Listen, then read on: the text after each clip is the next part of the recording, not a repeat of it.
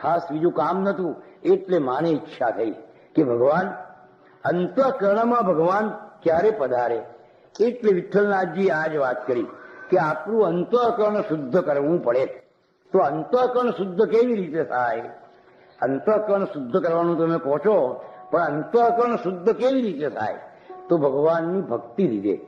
નવ પ્રકારની જે ભક્તિ છે, જેને આપણે નવધા ભક્તિ કહીએ છીએ, એ નવધા ભક્તિ વિઠ્ઠલ પંત મા રૂકમાંબાને હવે સમજાવી રહ્યા છે કે જો નવધા ભક્તિમાંથી એકાદ ભક્તિ પણ જો આપણે કરીએ તો એનાથી આપણું કલ્યાણ થઈ જાય. ભક્તિ નવ પ્રકારની છે. તુલસીદાસજી અને નારદજી.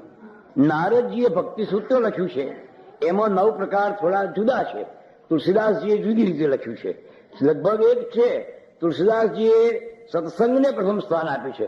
પછી સબરીને સમજાવતા ભગવાન રામના મુખમાંથી તુલસીદાસજી બોલાવે છે કે પ્રથમ ભગતિ સંતન કર સંગા, દુશરી ભગતિ મમ કથા પ્રસંગા. આમ કરીને નવધા ભક્તિ સમજાવે છે. જ્યારે ભાગવતજીમાં નારદ ઋષિ અને એ જ પ્રથા ગુરુ મહારાજે લીલામૃતમાં પણ લીધી છે. એ નવ પ્રકારની ભક્તિમાં શ્રવણ ભક્તિ પ્રથમ છે. શ્રવણ કીર્તન ને વળી સ્મરણ પાદ સેવન, અર્ચન વંદન ભાવથી દાસ્ય નિશ્ચલ મન, સત્ય સદા હરિનું અને આત્મનિવેદન તેમ, ભક્તિ નવવિધ આ કહી પ્રેમ લક્ષણા તેમ. પ્રથમ ભક્તિ શ્રવણ ભક્તિ છે.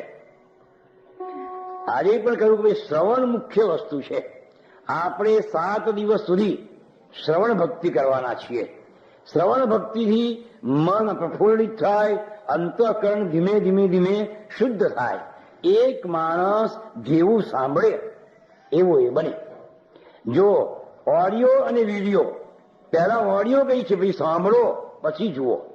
એટલે સાંભળવાની ભક્તિ એની વિશેષ પ્રકાર અથવા પ્રથમ પ્રકાર એને કહ્યો છે. તો પહેલી શ્રવણ ભક્તિ છે.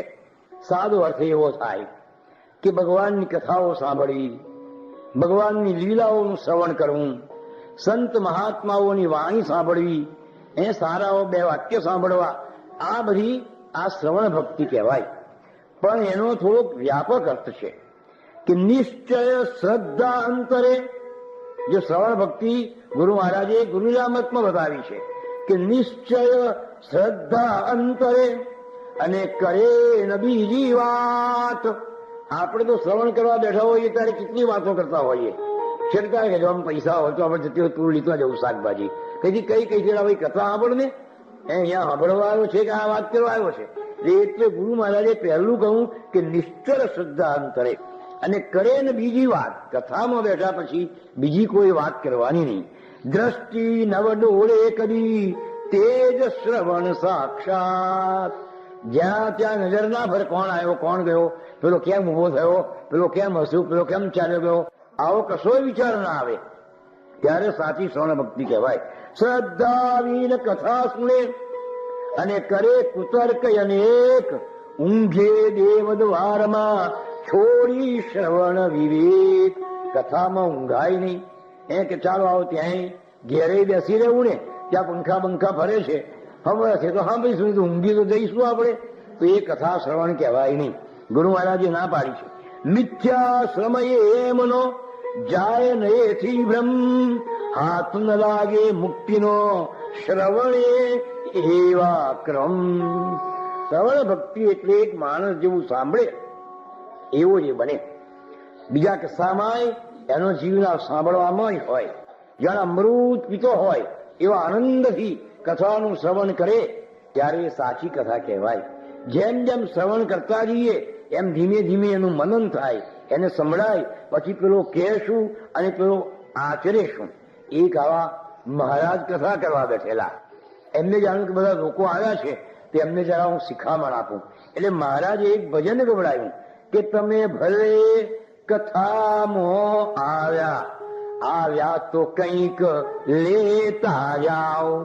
તમે કથામાં આવ્યા છો તો કઈ સારો વિચાર, એકાદ સારો બોધ એવું કઈ લેતા જાઓ, એવો પેલો મહારાજનો કહેવાનો આશય. બે જણા બેઠેલા. મહારાજ ફરી બોલ્યા કે તમે ભલે કથામાં આવ્યા તો કંઈક લેતા જાઓ, તમે શોભા થવા નથી આવ્યા.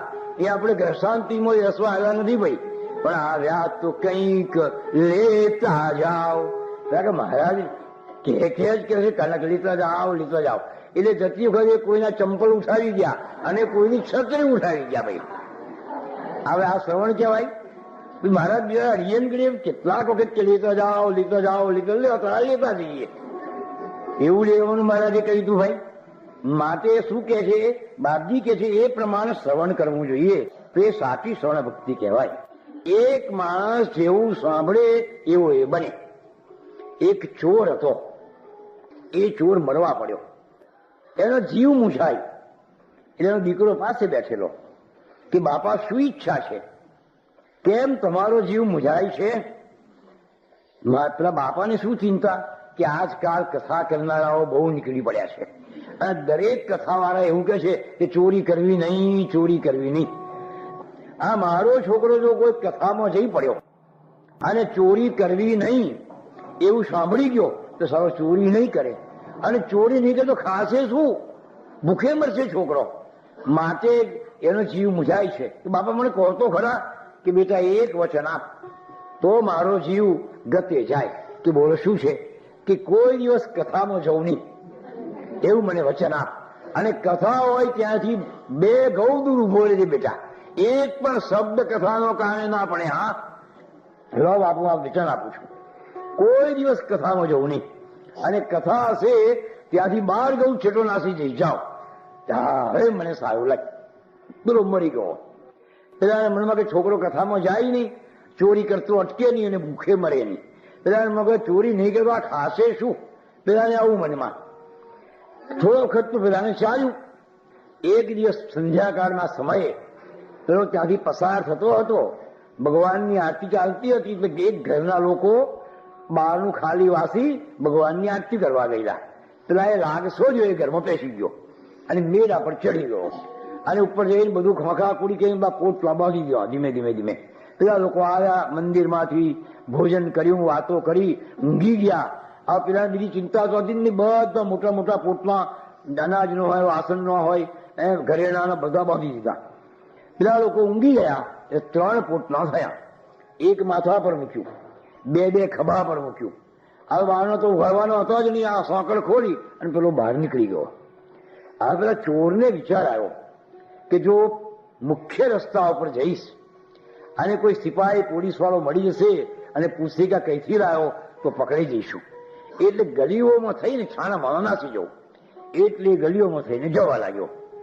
હવે એ જ ગલીમાં ત્યાં એક મંદિર આવું, અને મંદિરમાં એક મહારાજ કથા કરે ભાઈ, અને પાછા ઊંચેથી બોલે બધા સંભળાવા, પ્રભુ તારીની આ તો કથા થાય. બાપાને વચન આપ્યું છે કે કથાનો એક પણ શબ્દ સાંભળીશ નહીં. અને હવે શું થાય? હવે જો મુખ્ય રસ્તા પર જવું તો પોલીસ વાળાઓ મુસીબતમાં મૂકી દે, અને આમ જવું તો આ કથા હું લફું જાઓ શું થશે? એટલે પેલા એ ધીમરીને અહીંયાથી હાથ ઉઠાવીને 2 કાનમાં ગાળી દીધા. આંગળીઓ 2 આંગળી આમ કાનમાં બરાબર ઘુસાડી દીધી કે જેથી કરીને કથાનો શબ્દ સંભળાય ના, અને બાપનું વચન પણ પડે અને ભાગી જવાય. તો આમ બરાબર કાનની અંદર આંગળી ખોસી અને જ્યાં જવા લાગ્યો અને બરાબર મંદિર આવ્યું ને ભાઈ, એ વખતે મોટી સૂર પડેલી, અંધારું હતું ને, એના પગમાં પેલી સૂર પેસી ગઈ. ઓ હવે શું થાય? હવે જો ચલાય નહીં. હવે જો કાંટો કાઢવા માટે હાથ બહાર કાઢવો પડે, આંગળી બહાર કાઢવી પડે, તો પેલી કથા સંભળાઈ જાય. આ તો ગભરાયો. હવે શું થાય? આ તો પકડાઈ જઈશું, મારી નાખશે આ તો. એટલે ધીમરી વહેલો આંગળી કાઢી અને આમ કાંટો કાઢી નાખો. એટલામાં પેલા મહારાજની કથાનો કઈ એવો વિષય હશે કે મહારાજ એક શબ્દ આવો બોલ્યા કે ભાઈ દેવ દેવીઓને પડછાયો હોતો નથી. આ પેલાના કારણે શબ્દ પડી ગયો કે દેવ દેવીઓને પડછાયો હોતો નથી. તો કા કઈથી સંભળાયું? નતું સાંભળવું તો હોય, અને પેલું એવો નિયમ છે કે જે ના કરવો એ ચહીને આગળ આવે. તો કે આ કઈથી આવ્યો? પેલો એના મગજમાં જ ઘૂમ્યા કરે કે દેવ દેવીઓને પડછાયો હોતો નથી. પેલો ઘેર આવ્યો. થોડા દિવસ પછી એને વિચાર કર્યો કે આ પકડી જઈશું કોઈ દાડો. આવી એવી ચોરી કરવી છે કે પછી ચોરી કરવાની રહે જ ના. બેઠા બેઠા ખાયા જ કરીએ. રાજાના ઘરમાં કરીએ તારે. એક રાતે રાજાના મહેલમાં બેઠો, એના જૂના વખતનું બાપદાદા વખતનું બહુ કિંમતી એવું જવાહર બધું ભેગું કરી અને એ તો પાછલા બારને ઉતરીને ચાલ્યો ગયો. એના ઘરની હવે ઉકેળ્યો, એમાં પેલી પોટલીઓ દાટી દીધી અને નિરાંતે સુઈ ગયો. હવે એકલો જ છે. હવે રાજાને ત્યાં ચોરી થઈ એવી સવારમાં ખબર પડી. પોલીસ વાળાઓ આમ જાય ને ઘોડા આમ દોડે, પણ પેલાને શું, 2 હોત તો પકડાત, પણ એકલો જ છે એટલે બેસી નિરાંતે. આપણને હવે કોણ પકડનાર છે? પકડાતો જ નથી ચોર. એટલે રાજાએ ઢંઢેરો પીટાયો કે જો ભાઈ, જે આ ચોરને પકડી આપશે એને 10,000 સોના મોહર ઇનામ આપવામાં આવશે. હવે એ ગામમાં એક ગાવાવાળી બાઈ હતી, ગણિકા. એને વિચાર આવ્યો કે આ ચોર તો આ જ છે, અમે જ કોઈ હોવો જોઈએ, ચાલો હું પકડી આપું. પેલી ગણકાએ શું વિચાર કર્યો કે આ લોકો મેલા દેવ દેવીઓમાં બહુ માને, બાધાઓ દેવીઓની બહુ રાખે, એટલે આ દેવીઓ એમના ઘરમાં એવો માતાજીનો મઢ હોય જ, એટલે આ બધી સમજે. એટલે પેલીએ માતાજીનું સ્વરૂપ લીધું, સુંદર મુંગટ મૂકી દીધો, સરસ સાડી પહેરી દીધી, હાથમાં ત્રિશુલ લીધું, બરાબર એમ સૌંદર્ય બરાબર પ્રધાન, ચોપડ્યા બરાબર વ્યવસ્થિત બની ગઈ. હવે પેલો તો એના ઘરમાં બેસી રહેલો, સામે ઘર એનું બીજું ત્યાં ખાવા ગયો, ખાલી બારનું ઓળખાઈને. પેલી માતા બનેલી ગુણિકા ઘરમાં બેસી ગઈ, અને માતાનો જે મઢ હતો ને એના ઘરમાં અહીં 5 વર્ષ થઈ ગઈ. પેલો આવ્યો ખાઈને, ખાટલા પર બેઠો બેઠો બીજી વાંચતો હતો, અને નજર માતાના મઢ ઉપર ગઈ. એ પેલી એમ હલાયો, ઓ જાણી માતાનો મઢ હાલે જાતો, માં મારો 100 દોષ છે, માં મારો 100 ગુનો છે. એ પેલી ધીમે ધીમે ધીમે એમ ઉભી થઈ. ઓ આ તો માં પ્રગટ થયા, માં જગદંબા કેમ કેટલી ચોરી કરલાયો? કે માં તારું અજાણ્યું છે, તું બધું જાણે છે, તું તો ઘટઘટને જાણે, બોલ કેટલી મૂક્યું છે બધું, આ મૂકેમાં દાટ્યું છે માં, પણ કે મારી બાધા કરી, મને 2 સીસા દારૂ આપવાનો છે, 1 બોકડો આપવાનો છે, લાવી. અરે 2 નહીં, હું તો 4 આપીશ અને 2 બોકડા આપીશ. પણ માં આ તો રાજાના ઘરની ચોરી છે, અત્યારે આવું કરવા જઉં ને તો પકડાઈ જવાય, એટલે હવે મહિનો 15 દાડા થોભી જાઓ, પછી તમારી બધી બાધા કરીશ. અને તું નથી જાણતી માં, આ બધું મેં દાટ્યું, તારી બાધા કર્યા સિવાય હું વાપરું જ નહીં. સારું તારે મારી બાધા કરી દેજે. હા હવે પેલી અદ્રશ્યાની છે, દેવી હોય તો અદ્રશ્ય થાય ને. આ તો એટલે પેલી બહાર નીકળી, બપોરનો સમય આવો, તડકો બાર ને, પેલો બેઠો કે માઈ સાક્ષાત ચાલી. હવે એમ જઈ બહાર નીકળી એટલે એનો પડછાયો પેલા તડકામાં પડ્યો. પેલું વચન એને યાદ આવ્યા કરતું હતું કે દેવ દેવીઓનો પડછાયો હોતો નથી, આ દેવી નથી લાગતી. મહારાજ ખોટું બોલે ના ભાઈ, આ જરૂર કોઈ છે એટલે પેલો પાછળ દોડ્યો અને પકડી ગયા તો ખબર હોત તારી. આ તો બધી ગુણકા નીકળી કે મને મારી પેલાય. બોલ સાચું બોલ કે ભાઈ 10,000 સોના મોહર ઇનામ મળવાની, એટલે મેં આ કર્યું. કે હવે તું શું કરો, હું જ નહીં લઈ લઉં? એ જ રાજાની ઘેર ગયો, આ તમારું પાછું લાવો 10,000 સોના મોહર. હવે પેલાને વિચાર આવ્યો કે જો કથાનોમાં એક જ શબ્દ સાંભળ્યો, એક જ વાક્ય સાંભળ્યું, તો હું કેટલી મોટી મુસીબતમાંથી બચી ગયો. નહીં તો આ ગુણકાજીને રાજાને કહે, રાજા મને પકડી જાત, બધું કઢાવત ને મને ફાંસી ચડાવી દેત. આને બદલે 10,000 સોના મોહર મળી જાતો, અને કેવું સરસ થઈ ગયું.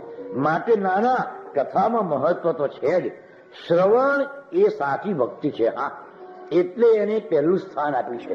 જેવું એક માણસ સાંભળે એવો એ બને. માટે સુંદર સાંભળીએ. બદરંગ કરણે બી શ્રેણુયામ. આપણા કાન વડે સુંદર સાંભળો કે જેથી કરીને અંતઃકરણ શુદ્ધ થાય. આપણે આગળ વાત થઈ કે કર્ણેન્દ્રિય અને આ આંખ એ બંને મનને બગાડનારી છે.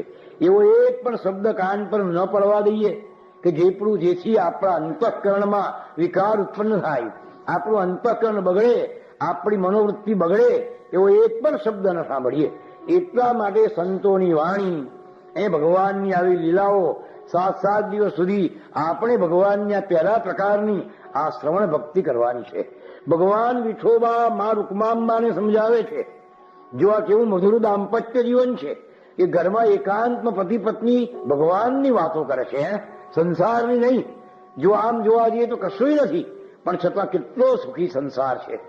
બધું દુઃખ ભૂલી જાય જયારે પતિ પત્ની જો ભગવાનની વાતો કરે, ત્યારે એ સંસારના બધા દુઃખો ભૂલી જાય છે. હા, આ શ્રવણ ભક્તિનો મહિમા છે. ભગવાન વિઠ્ઠલનાથજી મા રૂકમાંબાને પહેલી ભક્તિ શ્રવણ સમજાવી કે પ્રભુની લીલાઓ શ્રવણ કરો, એને અંતઃકરણમાં સ્થિત કરો, એટલે હૃદયમાં રહેલા જે વિકારો છે એ દૂર થઈ જાય, અંતઃકરણ શુદ્ધ થઈ જાય. અંતઃકરણની શુદ્ધિ સિવાય કોઈ દિવસ હૃદયમાં જ્ઞાન સ્થિત થાય નહીં. અથવા તો ભગવાન બિરાજે નહીં. મારે અંતઃકરણ શુદ્ધ કરવાનો આ ભક્તિ, સેવા, આ બધા એના જ સાધન છે. માટે મનની શુદ્ધિ સિવાય, અંતઃકરણની શુદ્ધિ સિવાય બ્રહ્મ જ્ઞાન કે જે કંઈ કહેતા હોય એ આપણને મળે જ નહીં અને લાધે જ નહીં. એક શેઠનો એક સંન્યાસી ગુરુ, પેલા શેઠ મોટો વેપાર, સંન્યાસીને દરરોજ કે બાપજી મને બ્રહ્મ જ્ઞાન આપો ને, બાપજી મને બ્રહ્મ જ્ઞાન આપો ને. બાપજી કે હું તને કહેવાનું બ્રહ્મ જ્ઞાન આપું? તું દિવસમાં કેટલું જુઠ્ઠું બોલે છે, કેટલા બધાને છેતરે છે, કેવા કેવા કપટ કરે છે, અને તને બ્રહ્મ જ્ઞાન જોઈએ છે? ગુરુ મહારાજ તો કહે છે કે દુર્લભ મોઘું બ્રહ્મ જ્ઞાન, દુર્લભ મોઘું બ્રહ્મ. ભણતરની ના ચાલે વળાઈ અને છેલ્લે કહ્યું કે સૂડી પરની પૂરીએ તો વિરલો જોગી ખાય. જે મહાન જોગીઓ એ જે પૂરી ખાય. આ તો સૂડી પરની પૂરી છે બ્રહ્મ જ્ઞાન તો. એ કે રસ્તામાં ઓછી મળતી વસ્તુ છે. પેલો કે ત્યાં આટલા તારા મનમાં કપટ ને તારે બ્રહ્મ જ્ઞાન જોઈએ છે, પણ પેલો માને જ નહીં. સંન્યાસીએ વિચાર કર્યો કે લાવ એને હું જરા બરાબર દ્રષ્ટાંત બેસાડું. એટલે એક દિવસે પોતાનું જે ભિક્ષા પાત્ર હતું એ ભિક્ષા પાત્રમાં બધું ગંદુ નાખ્યું, અંદર કાદવ નાખ્યો, વિષ્ટા નાખી, ધૂળ નાખી, બધું નાખ્યું અને લઈને પેલા શેઠને બહારને જઈને ઉભા રહ્યા કે ભિક્ષાન દેહી. પેલા શેઠ હિંચકા પર બેઠેલા, હો આ તો મારા ગુરુ મહારાજ આવ્યા. આ કોઈ સામાન્ય સાધુ નથી, આ તો મારા ગુરુ છે. તું બદામનો શીરો બનાવી દે જલ્દી જલ્દી. અને એમને શીરાની ભિક્ષા આવે કે હા પેલી બાઈ તો શીરો બનાવી દીધો.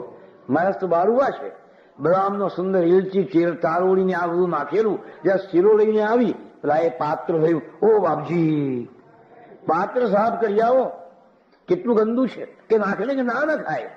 મહારાજ આમાં જો શીરો નાખું તો શીરો પણ વિષ્ટા જેવો થઈ જાય, કાદો જેવો થઈ જાય, ખવાય ના. માટે બાપજી આ પાત્ર તમારું સાફ કરી આવો. માં હું તારા પતિને એ જ કહું છું કે તારું પાત્ર સાફ કર ભાઈ. પાત્ર સાફ કર્યા સિવાય બ્રહ્મ જ્ઞાન સ્થિત થાય નહીં. અને આ બધા દુર્ગુણો કામ કરો એ બધું સાફ કરવાની જે કળા અથવા જે સાધનો એ આ 9 પ્રકારની ભક્તિ, શ્રવણ અને કીર્તન ને આ બધી તે. પણ ધીમે ધીમે એનાથી અંતઃકરણ શુદ્ધ થઈ જાય. અને અંતઃકરણ શુદ્ધ થઈ જાય એટલે ચમત્કાર છે. આગળ જોયો સંતોનું હૃદય એવું શુદ્ધ હોય છે કે આમ ચમત્કાર આપણને લાગ્યા કરે. ખરેખર એવું હોતું જ નહીં ચમત્કાર જેવું, પણ એના હૃદયની શુદ્ધતાનો એ આવિષ્કાર છે. એટલે પહેલી ભક્તિ આ શ્રવણ ભક્તિ છે. કીર્તન આ બીજી ભક્તિ કીર્તન. કીર્તન ભક્તિ બંનેનું કલ્યાણ કરે છે. એક તો કીર્તન કરે એનું તો કરે જ, પણ બીજાને સંભળાવે છે. ઊંચે ઊંચેથી વાદ્યો સાથે તાલબદ્ધ આમ ભગવાનનું કીર્તન સ્મરણ કરીએ એટલે એ કીર્તન બીજો પણ સાંભળે. એટલે એના કાન પર શબ્દ પડે ભગવાનના નામનો, એનું પણ કલ્યાણ થાય. એટલા માટે કલૌ કેશવ કીર્તનમ. કળિયુગમાં કીર્તન ભક્તિ, ભગવાનની કીર્તન ભક્તિ બહુ અગત્યની ભક્તિ છે. એ પોતાનું કલ્યાણ કરે અને બીજાનું કલ્યાણ કરે. પણ એ કેવી હોવી જોઈએ? દેહ ભાવ રહે નહીં. ગુરુ મહારાજ કે છે અવધૂતજી, કાય વિદેહી ભક્ત કીર્તન ભક્તિ નકી અન્ય દંભ અભક્ત. દેહનું ભાન જતું રહે તો આ કીર્તન ભક્તિ કહેવાય. ગોરા કુંભારની કીર્તન ભક્તિ હતી. હા, માટીનો મોટો ઢગલો અને હાથમાં કીર્તન લઈને માટી ગુંદે. એ ગુંદવામાં એટલો ભક્તિમાં તલ્લીન થઈ ગયો કે એનું નાનકડું બાળક બિચારું 6-8 મહિનાનું ઘૂંટણીએ કાઢતું હતું. એ બાળક ધીમે ધીમે પેલી માટીમાં બેસી ગયું. આ ગોરાને ભાન ના રહ્યું અને બાળકની ઉપર પગ મૂકી દીધો. મોટું બધો માટીનો ઢગલો, બાળક નીચે જતું રહ્યું, કચરાઈ ગયું, લોહીની ધારા વહી, બાળક મરી ગયું. ઉપરથી લોહી આવ્યું એટલે એની પત્ની દોડતી આવી, મારા દીકરો ગઈ ગયો. દીકરો ગઈ ગયો મને ખબર નથી. અને આ તમે ચંદી નાખ્યો, આ જુઓ લોહી અને આ હાડકા રે તમે આ શું કર્યું? આનું નામ કીર્તન ભક્તિ કહેવાય. જયારે કીર્તન ભક્તિ કરતા હોઈએ ત્યારે કશું ભાન રહે નહીં. ગુરુ મહારાજ કહે છે ને, દેહ ભાન રહે નહીં. તારે વિદેહી થઈ જવાય ત્યારે એની કીર્તન ભક્તિ કહેવાય. માત્ર બતાવવા માટેની ભક્તિ નહીં કે બીજા સાંભળે ને મારા વખાણ કરે, વાહ ભાઈ આ ભજન સારું કરે છે, ઠીક છે. પણ કીર્તન ભક્તિ તો દેહ ભાન રહે નહીં તે થાય. ભગવાનનું કીર્તન કરતા કરતા કરતા આપણે દેહનું ભાન ભૂલી જઈએ. અંતઃકરણ એવું સુંદર બની જાય કે ભગવાન એમાં સ્થિત થઈ જાય. હા, તો કીર્તન ભક્તિ એટલે કરનાર અને સાંભળનાર એ બંનેનું કલ્યાણ કરે છે. એટલે આપણે ત્યાં પ્રભાત ફેરી ફરે, કીર્તન કરે, સવારના પહોરમાં આપણને સંભળાવે ભગવાનનું નામ, એ પણ ઘણું ઉત્તમ વસ્તુ છે. એ પ્રભુનું સ્મરણ, એનું શ્રવણ કરીએ એ પણ કેટલો આનંદ આપણને આપે. આનું નામ કીર્તન ભક્તિ કહેવાય. તો શ્રવણ કીર્તન ને વળી સ્મરણ પાદ સેવન. ભગવાન વિઠોબા કહે છે કે રૂકમાં ત્રીજા નંબરની ભક્તિ, એ ત્રીજો ભક્તિનો પ્રકાર સ્મરણ ભક્તિ છે. એક માણસ જેવું સ્મરણ કરે એવો એ બને. તમે જેનું સ્મરણ કરો એવા તમે થઈ જાઓ. જો ભાગવતજીમાં પેલા પુરંજર રાજાની વાત આવે છે, એ સ્ત્રીઓનું જ સ્મરણ કર્યા કરે આખો દાડો. ફલાણી સ્ત્રી આવીને, ફલાણી સ્ત્રી આવીને, ફલાણી સ્ત્રી આવી. તે સ્ત્રી કરતા એ જ સ્ત્રી જ બની ગયો. લો, આપણે ત્યાં કીટ ભ્રમર ન્યાય છે આપણા શાસ્ત્રોમાં.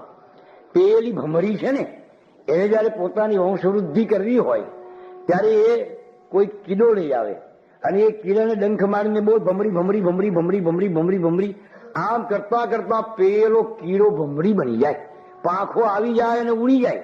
એ સ્મરણ ભક્તિમાં કેટલો બધો પ્રતાપ છે. જેવું આપણે સ્મરણ કરીએ એવા જ આપણે બનીએ. એટલે આપણું સ્મરણ સાત્વિક હોવું જોઈએ.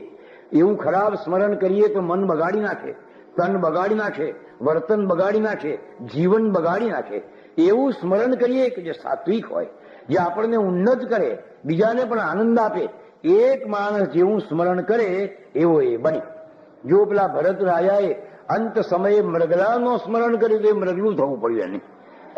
જેવું સ્મરણ કરીએ એવા આપણે બની. જો રામ રાવણનું યુદ્ધ ચાલે છે, યુદ્ધ પૂરું થઈ ગયું, ભગવાન રાવણને મારી નાખ્યો, સમજ્યા. સીતાજીને લઈ આવ્યા, પેલા વિમાનમાં બેસવાની તૈયારી છે, અને રામજીને વિચાર આવ્યો કે આ વાનરો મારે માટે પ્રાણ ત્યાગ્યા. બિચારાઓને કેટલા બધા મળવા પડ્યા છે આ રણક્ષેત્રમાં. હું તો મારી પત્ની મેં તો મળી, હું તો આ પત્ની લઈને ઘેર તો કરીશ, પણ આમની પત્નીઓની અને બાળકોની શું દશા થશે? એ વિચારી રાહ જોતી હશે કે મારા પતિ ભગવાનની સાથે યુદ્ધમાં ગયા છે, હમણાં પાછા આવશે. એના બાળકો કહેશે હમણાં મારા પિતાજી આવશે. પણ આ તો બિચારા મરી ગયા. હું તો જઈશ, પત્નીને લઈને મારા માને મળીશ, બધાને મળીશ, અને આ તો બિચારા નિરાધાર થઈ જવાના ને. ભગવાનને દયા આવી અને ના રખાય. એટલે હનુમાનજીને બોલાવ્યા કે હનુમાનજી કે હા મહારાજ, તમે પેલી સંજીવની લાવ્યા હતા ને, લક્ષ્મણને જીવતો કરવા, એનો થોડો પાનો રવા દીધો છે બાપજી. ખાસો આટલો બધો અમે રવા દીધો છે, કોઈ વખત કામમાં લાગે. ઠીક કર્યું તમે, એ લાવો. એક ઘડામાં પાણી લો, પેલી સંજીવની વનસ્પતિના ડાળખો એમાં નાખ્યા. વિભીષણ જોયા કરે છે. ભગવાને કહ્યું કે હનુમાનજી, આ ડાળખા તમે વિભીષણ બંને જણ જાઓ અને જેટલા આપણા વાનરોનો મળમાં પડ્યો હોય એના પર પાણી છાંટજો, એટલે જીવતા થઈ જશે. કે સારું ભગવાન. ફટાફટ ફટાફટ વાનરો જીવતા થવા લાગ્યા. એટલે વિભીષણને દુઃખ થયું કે જોયું ભગવાન કેવા સ્વાર્થી છે, એમના વાનરોને જીવતા કર્યા, આ મારો એકે રાક્ષસ જીવતો ના કર્યો. મારે રાજ કોના પર કરવું, એમને એકે જીવતો નથી રહેવા દીધો. નાના બાળકો થોડા વૃદ્ધો હોય એ જ મારે બે પ્રધાન બનાવવા હોય, મારે કઈ લશ્કર જોઈએ, આ કે જોઈએ ને, કોઈ રાખ્યો ના, બધા જ મારી નાખ્યા.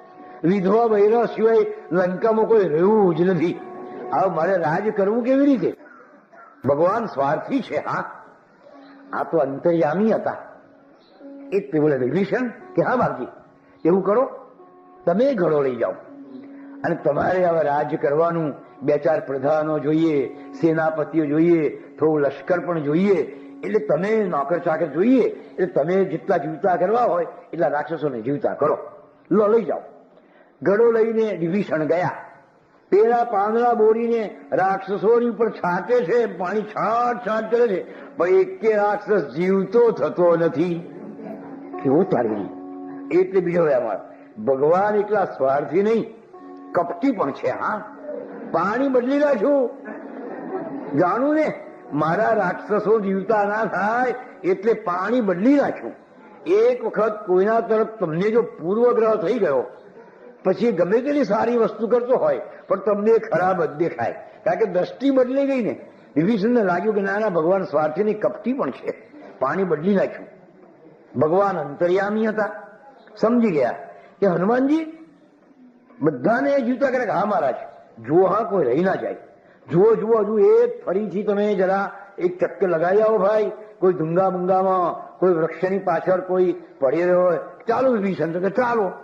તો એક વૃક્ષની પાછળ એક વાંદરાનું મરબું પડેલું, બાકી રહી ગયું હશે તે વખત. એટલે એને એ જ પાણી લઈને છાંટી, વાંદરો જીવતો થઈ ગયો. કેવો તારીની પાણી તો તે જ છે. તો મારા રાક્ષસો કેમ જીવતા? જો વાત ચાલે છે સ્મરણ ભક્તિની, બહુ અહીં કેવી સુંદર રીતે સમજાવે છે કે એક માણસ જેવું સ્મરણ કરે એવો એ બને. એટલે પછી વિભીષણ આવ્યા બાપ ભગવાન પાસે કે પ્રભુ, આ તમારા વાનરો જીવતા થાય છે અને મારા રાક્ષસો કેમ જીવતા થતા નથી? ભગવાન હસ્યા કે અંત સમયે આ રાક્ષસોના મનમાં રામ હતા. એ લડવા નીકળેલા ને રાક્ષસો. રામ કઈ છે? મારે રામને માર નાખવો છે, લક્ષ્મણને મારવો છે, હનુમાનને મારવો છે, રામને મારવો છે. આવી રીતે, અને એટલામાં કોઈ વાંદરાએ માર્યો એટલે મરી ગયો. પણ મરતી વખતે એના હૃદયમાં રામનું નામ હતું. અને અમારા જે વાનરો છે ને, એના હૃદયમાં રાક્ષસો હતા. કોઈ મારે રાવણને મારવો છે, મારે પેલાને મારવો છે, આ રાક્ષસને મારવો છે. અને કોઈ રાક્ષસે માર્યું એટલે મરી ગયો. એટલે મરતી વખતે એને રાક્ષસોનું સ્મરણ કર્યું હતું.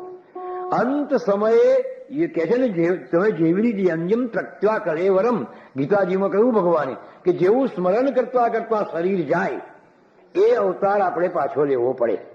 એટલે સ્મરણમાં ભગવાનનું સ્મરણ અંત સમયે ક્યારે આવે? કે અત્યારથી જ કર્યું હોય ત્યારે. હા, ભાગવતજીમાં 4 પ્રાર્થનાઓ બહુ સુંદર છે. એક કુંતી માતાએ કરેલી શ્રી કૃષ્ણની પ્રાર્થના, એક પ્રહલાદજીએ કરેલી નૃસિંહ ભગવાનની પ્રાર્થના, એક ભીષ્મ પિતામહે કરેલી શ્રી કૃષ્ણની પ્રાર્થના, અને વૃત્રાસુરે કરેલી વિષ્ણુની પ્રાર્થના. અત્ય ઉત્તમ છે. અહીંયા ભીષ્મની જે પ્રાર્થના છે બહુ એપ્રોપ્રિએટ અહીંયા છે.